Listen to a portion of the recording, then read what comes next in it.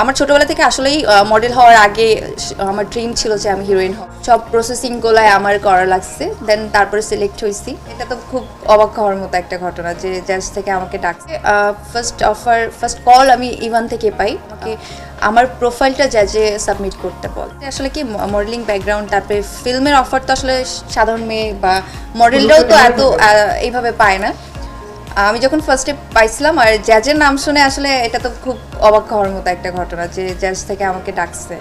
আমি প্রথমে বিশ্বাসই করি নাই। আর ইভান যখন আমাকে কলটা দিছিল আমি তখন আসলে বুঝতেই পারিনি, কারণ আমি যেহেতু মডেলিং ব্যাকগ্রাউন্ড আর ওর ব্যাকগ্রাউন্ড আলাদা, ও ভিজুয়ালি, সো আমার কাছে মনে হয়েছে যে ও আমাকে আর কি কাজের জন্য বলবে।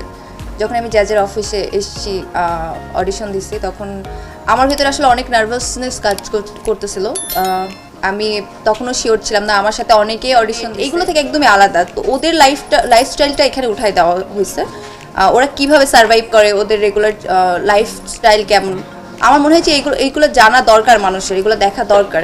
আর ওখানের পরিবেশটা এত সুন্দর, ওই পরিবেশের সাথে সবার পরিচয় হওয়াটা খুব দরকার। প্রথম যাওয়ার দিন আমাকে হুমায়ুন ভাই বলতেছিল যে আমি এখনও জানি না এই মেয়ে কেন আমার সাথে যাচ্ছে। আর আমি আসলেই জানতামও না যে ওই পরিবেশটা এমন, বা ওইখানে সার্ভাইভ করা আসলে আমাদের মতো সাধারণ মানুষের জন্য খুবই কষ্টকর। অন্য সাধারণ মানুষও আমি মনে করবো যে তাদের ওখানে যারা থাকে তারা কীভাবে এখানে সার্ভাইভ করে আমার জানা। আমাদের নিত্য প্রতিদিন কিন্তু অনেক কিছুর প্রয়োজন। ওইখানে কোনো কিছু নাই, দোকান নাই, নেটওয়ার্ক নাই। আপনি চাইলে একটা পানি কিনেও খেতে পারবেন না। মানে ওইখানে প্রায় 2 ঘন্টার জার্নি শহর থেকে গ্রামে।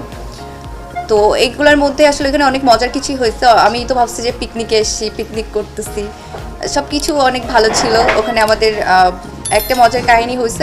একদিন আমরা একটা ভূতের, এগুলো নিয়ে আমরা সবাই খুবই ভয় পাইছিলাম, সবাই খুবই নার্ভাস ছিলাম, আবার এটা নিয়ে সবাই মজাও করতেছিলাম। আর সবাই অনেক ফ্রেন্ডলি ছিল, তো ওখানে আসলে প্রতিদিন খুব মজারই কাটছে।